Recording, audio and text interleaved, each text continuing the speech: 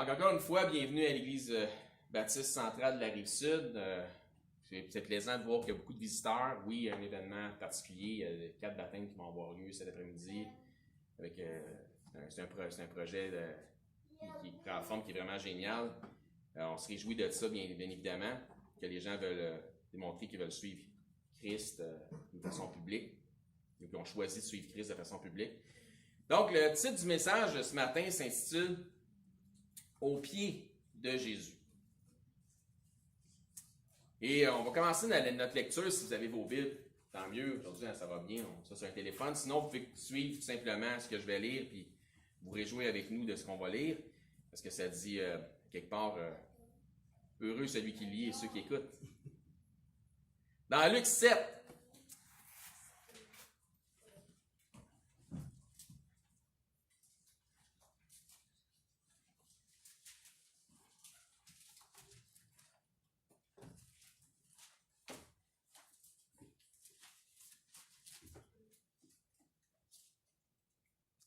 on va quand même lire une quinzaine de versets à partir du verset 36.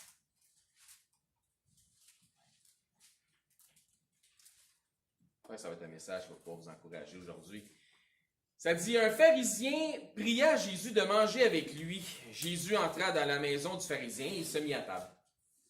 Et voici une femme pécheresse qui se trouvait dans la ville, ayant su qu'il était à table dans la maison du pharisien, apportant un vase d'albâtre plein de parfums. Et se tint derrière, aux pieds de Jésus, elle pleurait. Et bientôt, elle lui mouilla les pieds avec ses larmes, puis les essuya avec ses cheveux, les baisa et les oignit de parfum. Le pharisien qui l'avait invité, voyant cela, dit en lui-même, « Si cet homme était prophète, il connaîtrait et de quelle espèce est la femme qui le touche. Il connaîtrait que c'est une pécheresse. » Jésus prit la parole et lui dit, « Simon, j'ai quelque chose à te dire. » Il répondit, « Maître, parle, répondit-il. Un créancier avait 2 débiteurs. L'un devait 500 deniers et l'autre 50. Comme il n'avait pas de quoi payer, il leur remit à tous les 2 leurs dettes. Lequel l'aimera plus? Simon répondit, celui, je pense, auquel il a le plus remis. Jésus lui dit, tu as bien jugé. Verset 44. Puis se tournant vers la femme, il dit à Simon, vois-tu cette femme? Je suis entré dans ta maison et tu ne m'as point donné d'eau pour me laver mes pieds. Mais elle les a mouillés de ses larmes et les essuie avec ses cheveux. Tu ne m'as point donné de baiser, mais elle, depuis que je suis entré, elle n'a point cessé de me baiser les pieds. Tu n'as point versé d'huile sur ma tête, mais elle a versé du parfum sur mes pieds. C'est pourquoi je te le dis, ses nombreux péchés ont été pardonnés, car elle a beaucoup aimé. Mais celui à qui on pardonne peu, aime peu. Il dit à la femme, tes péchés sont pardonnés. Ceux qui étaient à table avec lui se mirent à dire en eux-mêmes, qui est celui qui pardonne même les péchés? On connaît la réponse, c'est Dieu en chair. Mais Jésus dit à la femme, ta foi t'a sauvé. On est sauvé par la grâce, par le moyen de la foi. Va en paix. Demandez à frère Bélisaire s'il veut nous ouvrir le culte en prière, s'il vous plaît, frère. Merci. Père Céleste, nous te rendons gloire en nom et de l'obligation que nous avons accomplie ce matin de ta parole. Père, nous venons de chanter que ton nom est grand, il brillera sur nos fronts. Pour nous, tu t'es choisi comme Père, comme sauveur personnel. Nous sommes éprouvés de toutes parts, Seigneur. Ceux par les tremblements de terre, d'autres par la guerre, d'autres par autre chose.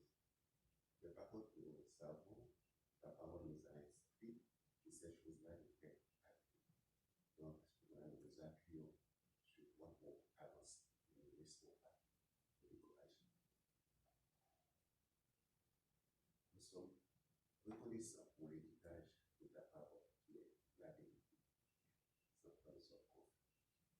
Nous demandons, Seigneur, de nous donner un peu de discernement, afin qu'on puisse comprendre et absorber ce qui est caché, afin que dans notre parcours, nous pouvons agir dignement jusqu'à la fin. Nous demandons de venir ces services et d'être dans les baptisants. Au nom de Jésus, je prie. Amen. Merci. Donc, c'est une belle histoire qu'on vient de lire là. L'histoire de la femme qui vient au pied de Jésus, verse des larmes, essuie les pieds de Jésus avec ses cheveux, verse un parfum d'un grand prix sur ses pieds. Jésus est invité à manger chez un soi-disant religieux de l'époque, hein, Simon le pharisien, aussi appelé dans les autres évangiles Simon le lépreux. Ce qu'il y avait de particulier, c'est cette femme. Cette femme pécheresse, que ça nous dit, mais en même temps, qui ne l'est pas? Quand on avait amené une femme prise en flagrant délit, vous vous souvenez d'adultère à Jésus, il avait dit que celui qui n'a jamais péché lui jette la première pierre. Puis il n'y a aucun de ces accusateurs qui voulait être le premier, car tous sont pécheurs. Je sais que parfois, le monde du cinéma a osé faire un rapprochement entre la femme de notre texte qu'on a lu qui venait essuyer ou verser un parfum sur les pieds de Jésus et la femme qui avait été prise en adultère, qui avait été amenée à Jésus, puis il avait dit, mais c'est celui qui n'a jamais péché jette la première pierre. Mais la réalité biblique nous ne confirme rien de tel. Il ne nous permet pas, de ce que j'en déduis absolument pas, d'arriver à cette conclusion. Donc, si vous aviez cette image dans votre esprit, je vous exhorte à faire attention. Il y a de très bons films à caractère chrétien. Mais c'est comme le reste. Il faut en prendre puis il faut en laisser. Habituellement, les films à caractère chrétien sont romancés dans bien des cas. Donc, ils relatent la vie de Jésus ou peu importe, là, c'est très, très romancé. C'est comme le reste. Éprouvez tout, retenez ce qui est bon. Cette femme, cette pécheresse, était regardée d'un mauvais œil par Simon le pharisien. Luc 7,39, le pharisien qui l'avait invité, voyant cela, dit en lui-même, si cet homme était prophète, il connaîtrait qui et de quelle espèce est la femme qui le touche. Il connaîtrait que c'est une pécheresse. Le type en question ici juge 3 personnes en disant ça. Il juge premièrement la femme en question. Ensuite, il juge Jésus. Il dit, c'est sûrement pas un prophète, parce que non, effectivement, c'est Dieu en chair, c'est comme une coche au-dessus d'un prophète, c'est celui qui inspire les prophètes. Et 3, il se juge lui-même, parce qu'il se juge meilleur, moins pécheur. Il se juge lui-même supérieur aux autres. Il voit la femme comme étant une espèce inférieure dans ses péchés. Disant, il connaîtrait qui et de quelle espèce est la femme. Mais Jésus, notre Seigneur, c'est pas un Dieu misogyne. La Bible fait des différences entre les genres pour établir un certain ordre, mais il n'est absolument pas un livre. La Bible, c'est pas un livre qui est misogyne. L'homme a été créé en premier, la femme formée en deuxième, mais l'homme, la race humaine, a été créée mâle et femelle. L'homme n'est pas sans la femme et la femme n'est pas sans l'homme dans le Seigneur. Il n'y a pas de place pour la misogynie dans le Seigneur. Il faut simplement que chacun joue son rôle selon l'ordre établi du Seigneur. La femme n'est pas une espèce, comme ça dit, inférieure. Nous avons simplement des rôles différents à jouer, mais l'un complète l'autre dans le Seigneur. Ce Simon juge la femme, ou cette femme, vis-à-vis sa propre justice. Il se fait juge de la femme. Il est tellement pieux, étant pharisien, il est tellement meilleur, plus spirituel, et surtout tellement moins pécheur, C'est là l'image du pharisianisme dans toute sa splendeur. Puis dans nos églises, du pharisianisme, il y en a.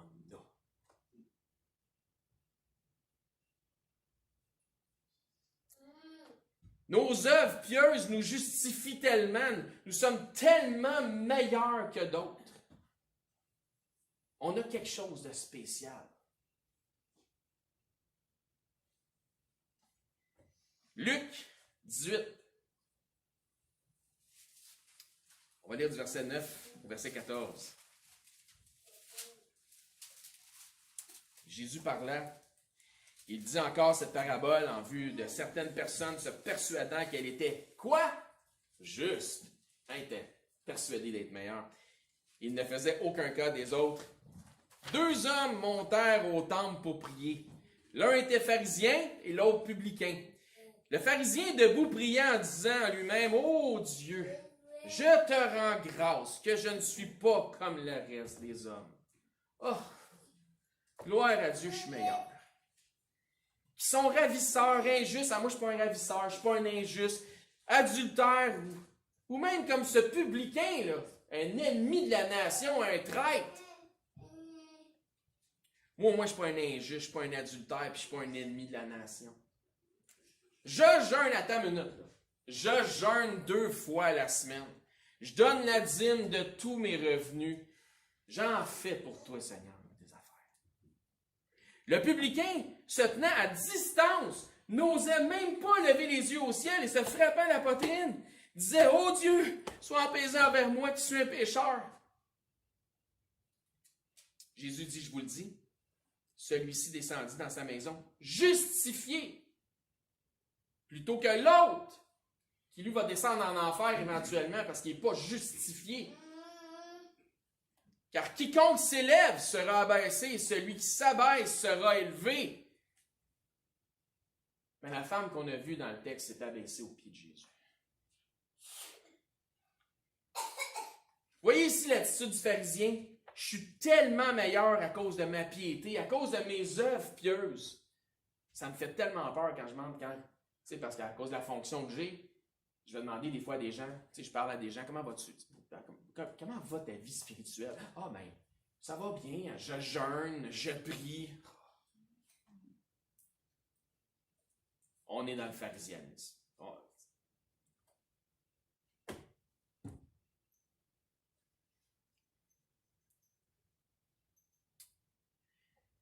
Celui qui... fait que lui, il se justifiait meilleur à cause de sa piété, à cause de ses œuvres. Celui qui se justifiait lui-même dans la gloire de ses propres œuvres n'a pas été justifié, tandis que celui qui s'accusait lui-même avec un cœur contrit est sorti justifié, car Dieu regarde à quoi? Au cœur, amen.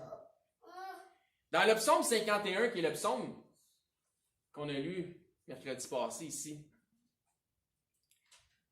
au verset 16, pour certaines versions, ça va être le verset 18. Ça dit, si tu eusses voulu des sacrifices, je t'en aurais offert, mais tu ne prends point plaisir aux holocaustes. Les sacrifices qui sont agréables à Dieu, c'est un esprit brisé. Ô Dieu, tu ne dédaignes pas un cœur brisé et contrit. Quiconque s'élève sera abaissé. Quiconque s'abaisse sera élevé. Cette femme-là s'est abaissée aux pieds de Jésus. Un esprit brisé, le cœur contrit, je crois que c'est ce que Jésus discerne chez cette femme qui lui baisse les pieds. Toujours dans Luc 7, verset 48, si on retourne là, il dit à la femme, tes péchés te sont pardonnés. Ceux qui étaient à table avec lui se mirent à dire en eux-mêmes, qui est celui qui pardonne les péchés? Mais pour qui tu se prends? Dire à la femme, tes péchés te sont pardonnés. Mais Jésus, il ne s'est pas arrêté à ça, puis il n'a pas commencé à justifier à personne. Puis il a dit, il est allé de l'avant, puis il a dit à la femme, ta foi t'a sauvé, va en paix. Qu'est-ce qu'on peut discerner chez cette femme? Elle avait beaucoup de péchés à se faire pardonner, on l'a vu ça. Elle devait suivre Jésus, puis écouter attentivement le message de l'Évangile qu'il prêchait pour être rendu à ses pieds. Certains l'ont décrit comme étant une prostituée. Encore une fois, cette image est mise de l'avant dans la romance des films à caractère chrétien. mais je ne vois rien dans les Écritures qui nous permet d'arriver à cette conclusion. Puis ce n'est que, je crois, que peu spéculation. Une spéculation hollywoodienne. Mais il s'est passé quelque chose dans sa vie de cette femme-là. Jésus est intervenu, puis quand Jésus est intervenu dans sa vie, bien, ça a changé sa vie. Elle a compris une chose que même les disciples les plus près de Jésus, ses apôtres, ne comprenaient même pas. Que Jésus allait donner sa vie, qu'il allait mourir bientôt. Car dans d'autres passages, dans d'autres évangiles, Jésus précise que le parfum qu'elle répand sur lui, elle le répand pour sa sépulture. Donc son embaumage, on va dire ça comme ça. Elle a vraiment compris qui est Jésus. Ce qu'elle fait à ce moment-là, à Jésus, manifeste qu'elle a compris qu'il est son sauveur. Qu'elle a compris qu'il doit être son Seigneur. C'est une profession de foi qu'on voit en action. Luc, toujours dans Luc, mais au chapitre 5, verset 30.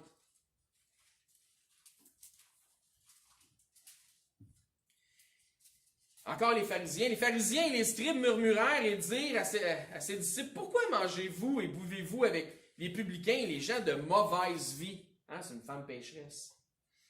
Jésus, prenant la parole, leur dit, « Ce ne sont pas ceux qui se portent bien qui ont besoin de médecins, mais les malades.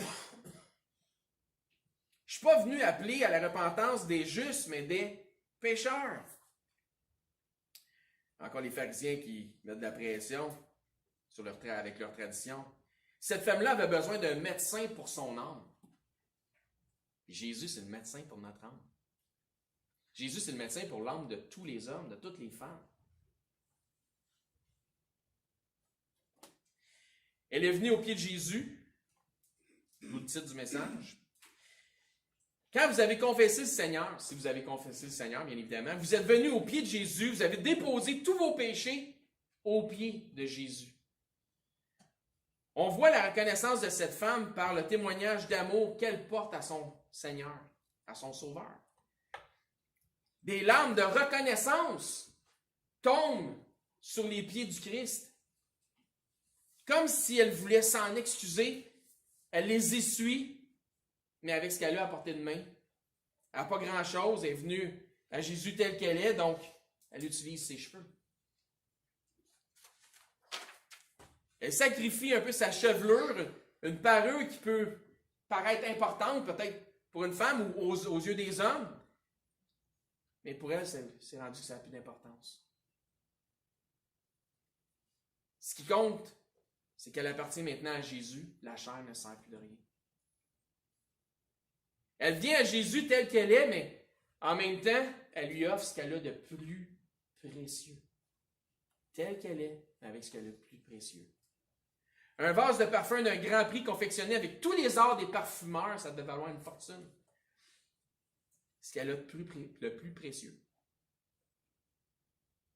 Avez-vous cette reconnaissance envers votre Sauveur? Jésus, je viens à tes pieds. Je t'amène ce que j'ai de plus précieux, mais je viens tel que je suis. Avez-vous cette reconnaissance? Lui démontrant que vous lui offrez votre corps en sacrifice vivant. Que vos biens matériels ne sont pas si importants maintenant à vos yeux, autant que sa glorieuse présence dans votre vie. Ce monde pourrait tout vous prendre, mais ils ne peuvent pas vous enlever votre Jésus.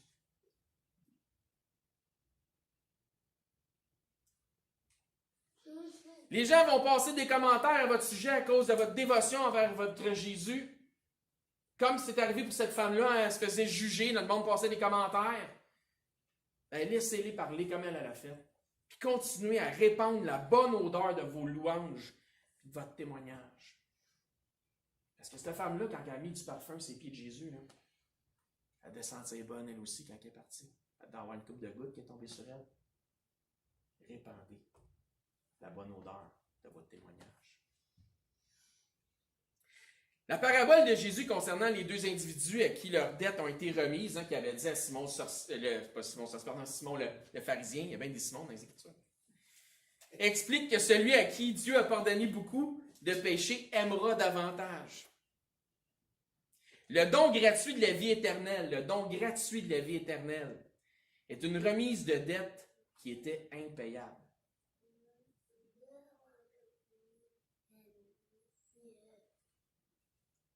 Plus la personne a eu une vie de perversion, plus la remise de la dette est grande.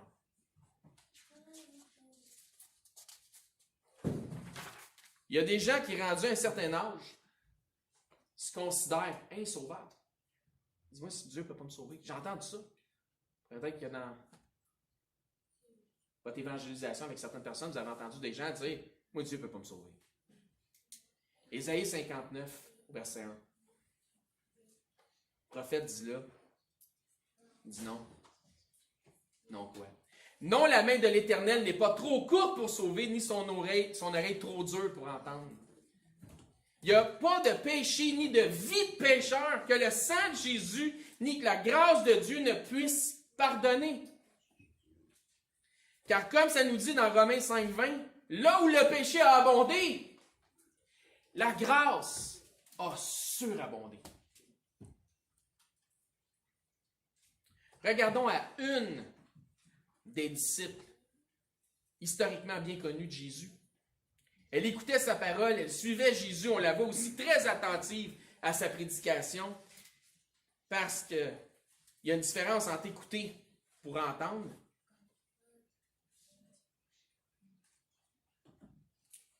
et écouter pour recevoir. Donc avec attention. Je répète ça. Il y a une différence entre écouter pour entendre et écouter pour recevoir, donc avec attention. Quand tu viens ici à l'église le dimanche, tu viens-tu juste écouter pour entendre ou tu viens pour recevoir? Luc 8, verset 1. Toujours dans Luc. Au verset 1, ça dit... Ensuite, Jésus allait de ville en ville et de village en village, prêchant, annonçant la bonne nouvelle, donc l'évangile du royaume de Dieu. Les 12 étaient avec lui et quelques femmes qui avaient été guéries d'esprits malins et de maladies. Marie dite de Magdala, de laquelle étaient sortis 7 démons. Donc, une de ses disciples que je dis qu'on bien connue, je voulais regarder à elle. Notre passage d'ouverture est tiré de Luc, chapitre 7. Là, on vient de lire Luc, les 2 premiers versets de chapitre 8. On voit une femme pleurer au pied de Jésus, de qui Jésus témoigne que beaucoup lui a été pardonné. Ensuite, au chapitre suivant, au début du chapitre 8, comme on vient de lire, on voit une Marie de Magdala, de qui Jésus avait sorti 7 démons. Des démons accumulés dans sa vie obscure du passé. Ce qui la gardait liée au péché, bien Jésus l'a exorcisé. Cette Marie suivait maintenant Jésus. Dans Luc chapitre 10, verset 38. Ça dit là, comme Jésus était en chemin avec ses disciples, il entra dans un village et une femme nommée Marthe le reçut dans sa maison. Elle avait une sœur nommée Marie, qui s'étant assise aux pieds du Seigneur, écoutait sa parole. Elle était où, elle? Aux pieds du Seigneur. Marthe, occupée à divers soins domestiques, survint et dit, Seigneur, cela ne te fait-il rien que ma sœur me laisse seule pour servir? Dis-lui donc de m'aider. Le Seigneur lui répondit, avec compassion et compréhension, j'imagine, Marthe, Marthe, tu t'inquiètes et tu t'agites pour beaucoup de choses. Une seule chose est nécessaire. Combien? Une seule chose est nécessaire. Marie, ta sœur, là, a choisi la bonne part qui ne lui sera pas ôtée. Il est en train de dire, Marc, toi, tu manques quelque chose. Dans Jean au chapitre 11, on apprend que Marie et Marthe sont les sœurs de Lazare que Jésus a ressuscité. On voit ici une Marie attentive, non pas aux œuvres mortes de ce monde, hein, comme sa sœur est pognée dans les soins domestiques, mais aux paroles salutaires du Christ. C'est à ça qu'elle est attentive. Est-ce qu'on peut faire un parallèle ici entre venir entendre la prédication à l'église les dimanches trouver des excuses ou s'occuper des choses que l'on considère comme plus importantes que venir écouter de la prédication de la parole de Dieu? Je pense que oui, on peut faire un parallèle. Je pense que ça nous est permis. On peut avoir toutes sortes de facteurs atténuants et c'est extrêmement compréhensible, puis on sympathise sans aucun problème avec ce sujet-là. Mais ce qui est important à considérer pour vous-même, parce que ça ne change rien pour moi, c'est quelles sont vos priorités. Les choses spirituelles ou les choses de ce monde? Jésus est ce qu'il dit, pour toutes sortes d'applications étourdissantes, mais qui au final vous aideront absolument pas dans votre croissance spirituelle. Cherchez d'abord le royaume de Dieu et sa justice. Mettez Dieu en premier dans votre vie. Donnez votre attention à Christ premièrement et ensuite, tu iras faire ta vaisselle. Ensuite, tu iras faire ton ménage du printemps si ça te tente ou ton activité de divertissement, peu importe. Mais mets le Seigneur en premier dans ta vie. Cherchez d'abord le royaume de Dieu et sa justice. Tu as 168 heures dans une semaine. Mais on trouve des excuses pour ne pas en prendre 2 de notre temps, transport et préparation inclus, pour ne pas faire ce que le Seigneur nous commande de faire. Faites une introspection, les amis. 168 heures dans une semaine. Éphésiens 5, 17. 5, 15. On va aller jusqu'à 17.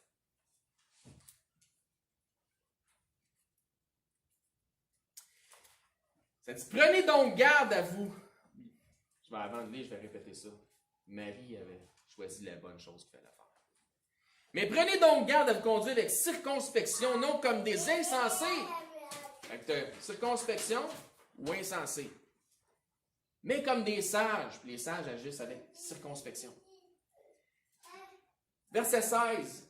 Rachetez le temps, car les jours sont mauvais. Tu as 168 heures dans une semaine. Qu'est-ce que tu fais avec les heures de ton temps de la semaine?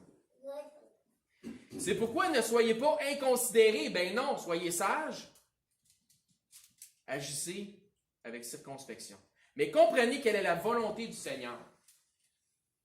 Circonspection, c'est considérer l'importance des choses avant d'agir. Ton ménage de printemps ou venir entendre la parole du Seigneur. Est-ce que c'est plus important de faire ceci ou cela ou d'aller à l'église? Est-ce que je peux aller à l'église et ensuite faire mes trucs? Circonspection. Considère. Qu'est-ce que tu mets en premier? Luc 10, toujours dans Luc. Verset 41. Donc, on vient de voir ça. Le Seigneur lui répondit, Marthe, Marthe, tu t'inquiètes et tu t'agites pour beaucoup de choses. Une seule chose est nécessaire. Une seule chose est nécessaire. Marie a choisi la bonne part qui ne lui sera point ôtée. Tu vas manquer quelque chose. C'est pour ton intérêt. Tu veux faire le ménage. Le ménage. Encore une fois, les choses que je viens de mentionner ne sont pas ici pour vous faire sentir coupable de quoi que ce soit. C'est entre vous et le Seigneur. Le Seigneur regarde au cœur. Moi, je vous l'ai dit, ça ne change rien dans ma vie. C'est pour vous autres, c'est pour votre croissance spirituelle. Et je ne dis pas ça non plus pour avoir une emprise sur le troupeau, là, vous obligeant à quoi que ce soit. Faites ce que vous voulez. Toutes choses vous sont permises. Mais ce n'est pas toutes choses qui sont utiles, ce n'est pas toutes choses qui sont édifiantes. Mais toutes choses vous sont permises. Les œuvres pieuses ne servent de rien, mais le désir d'obéir et de servir le Seigneur d'un cœur sincère et repentant, c'est ce qui compte devant Dieu. Comme nous l'avons vu dans le psaume 51 tantôt. Je vous exhorte simplement aux bonnes œuvres que Dieu a préparées d'avance pour vous, parce que ça, c'est ma responsabilité de le faire. Et j'espère que personne ici va m'en vouloir de faire ce que Dieu m'appelle à faire. Un peu comme dans le domaine de la vente. Des fois, il y a des clients qui rentraient dans le commerce, puis là, tu disais, ben, tu es prêt à acheter aujourd'hui? Hey, moi, j'aime pas ça la pression. Quand tu es rentré dans le magasin, tu t'es dit, eux autres, ils n'essaieront pas de m'en vendre. J'espère que tu ne m'en voudras pas de faire ma job. Et le client faisait, ah ouais, excuse. Bon. Comprenez-vous? Don't shoot the messenger. Ça se souvient, le contexte était bon. Les bonnes œuvres s'accomplissent dans le bon esprit, par amour envers notre Sauveur. Dans Matthieu maintenant. Maintenant, dans Matthieu, chapitre 26. À partir du verset 6, ça dit « Comme Jésus était à Béthanie, dans la maison de Simon le lépreux », je vous avais dit tantôt Simon le pharisien, mais il était aussi appelé Simon le lépreux, une femme s'approcha de lui, tenant un vase d'albâtre qui renfermait un parfum d'un grand prix, et pendant qu'il était à table, elle répandit le parfum là, sur sa tête.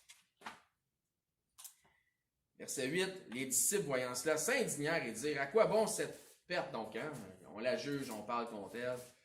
On aurait pu vendre ce parfum très cher et en donner le prix aux pauvres. » Jésus, s'en étant aperçu, lui dit « Pourquoi faites-vous de la peine à cette femme? Elle a fait une bonne action à mon égard. Car vous avez toujours des pauvres avec vous, mais vous ne m'avez pas toujours. En répandant ce parfum sur mon corps, elle l'a fait pour ma sépulture. Je vous le dis en vérité, partout où cette bonne nouvelle, donc l'Évangile, sera prêchée, dans le monde entier, on racontera en mémoire de cette femme ce qu'elle a fait. » C'est pourquoi aussi cette histoire se retrouve dans les 4 évangiles. Notre texte d'ouverture prend le récit de l'évangile de Luc. Nous venons de voir celui de Matthieu. Celui de Marc est pratiquement une copie conforme de celui de Matthieu, donc dans Marc 14, au verset 3. Ça dit « Comme Jésus était à Béthanie dans la maison de Simon le lépreux, une femme entra pendant qu'il se trouvait à table. Elle tenait un vase d'albâtre qui renfermait un parfum de nard d'un grand prix. Et ayant rompu le vase, elle répandit le parfum sur la tête de Jésus. Quelques-uns s'exprimèrent entre eux et leur indignation, à quoi bon perdre ce parfum? On aurait pu vendre plus de 300 deniers et le donner aux pauvres. Et ils s'irritaient contre cette femme. Mais Jésus dit, laissez-la. Pourquoi lui faites-vous de la peine? Elle a fait une bonne action à mon égard, car vous avez toujours les pauvres avec vous et vous pouvez leur faire du bien quand vous voulez. Mais vous ne m'avez pas toujours. Elle a fait ce qu'elle a pu. Elle a d'avance embaumé mon corps pour la sépulture. Ah oui, ça revient avec un peu ce qu'on a vu dans Luc. Je vous dis en vérité, partout où la bonne nouvelle, donc l'Évangile, sera prêché, dans le monde entier, on racontera aussi en mémoire de cette femme ce qu'elle a fait. Voyons maintenant aussi le récit dans l'Évangile de Jean. C'est rare qu'habituellement que quelque chose se passe dans les 3 évangiles, les 4 évangiles, pardon. Et souvent, ça va être dans les 3 premiers, mais Jean va être différent ou quelque chose comme ça. Donc, dans Jean 12, verset 1, 6 jours avant la Pâque, Jésus arrivait à Béthanie où était Lazare, qu'il avait ressuscité des morts. Donc, verset 2, là, on lui fait un souper, Marthe servait et Lazare était un de ceux qui se trouvaient à table avec lui. Donc, Lazare ressuscité. Marie, ayant pris une livre de parfum d'un or de grand prix, oignit les pieds de Jésus et elle essuyait les pieds avec ses cheveux. Et la maison fut remplie de l'odeur du parfum. Un de ses disciples, Judas Iscariote, fils de Simon, celui qui devait le livrer, lui dit « Pourquoi n'a-t-on pas vendu ce parfum 300 deniers pour les donner aux pauvres? » Il disait cela, non, qu'il se mit en peine pour les pauvres, mais parce qu'il était voleur et que, tenant la bourse, il prenait ce qu'on y mettait. Mais Jésus dit, laisse-la. Gardez ce parfum pour le jour de ma sépulture. Regardons juste le chapitre précédent, au chapitre 11 de Jean. Donc, nous avons une double confirmation qui est là. Verset 1, ça dit, « Il y avait un homme nommé Lazare de Béthanie, village de Marie et de Marthe, sa sœur. C'était cette Marie qui oignit le parfum du Seigneur et qui les essuya les pieds avec ses cheveux. Et c'était son frère Lazare qui était malade. » Donc, la femme qui pleurait aux pieds de Jésus chez Simon le pharisien était, de ce que je comprends, Marie de Magdala. C'est probablement toute la même histoire vue par 4 angles différents. Il y en a qui vont dire que c'est pas la même affaire, c'est pas la même histoire. Peut-être. Mais une chose qui est sûre, c'est que Marie de Magdala a fait ça. Elle était plus attentive au message de Christ que certains de ses apôtres, car elle lui a versé de l'huile parfumée pour sa sépulture. Elle pleurait car elle savait, elle avait compris que sa mort s'en venait, mais en même temps, C'était des larmes de reconnaissance à cause que c'était son sauveur. 3 jours après sa mort, elle était une des premières au tombeau. Elle avait compris le message de sa résurrection. Conclusion. Avez-vous cette tendance à juger les autres par rapport à votre propre justice? Hein, on est bon pour voir les péchés des autres, puis de juger les autres. Dire, hein, l'autre est comme ci, puis l'autre est comme ça. Si oui, bien c'est du pharisianisme. Puis regardez donc premièrement qu'est-ce que vous avez dans l'œil. Ça se pourrait que ça soit une poutre. Quand c'est le temps de venir écouter le Seigneur vous parler, venez-vous au pied de Jésus ou si vous vous occupez plutôt de vanité du monde, des choses qui pourraient attendre, des choses moins importantes que ce que le Seigneur a à vous dire. Avez-vous apporté ce que vous avez de plus précieux au pied de Jésus? Votre corps en sacrifice vivant. Si vous n'avez jamais fait la connaissance personnelle de Jésus, que ce soit des gens qui sont ici à l'Assemblée ou que ce soit des gens qui nous écoutent sur les médias sociaux, parce que ça va être transmis sur les médias sociaux, bien, on aimerait vous le présenter, Jésus, si vous n'avez jamais rencontré Jésus. Le Seigneur peut, comme pour cette femme, complètement transformer votre vie. Venez rencontrer celui qui vous a tellement aimé. Et si vous comprenez la puissance de son amour, c'est qu'il a donné sa vie pour vous. Demandez à frère Dominique s'il veut terminer que de la prière. Seigneur, je veux te remercier pour ce message que nous avons entendu aujourd'hui.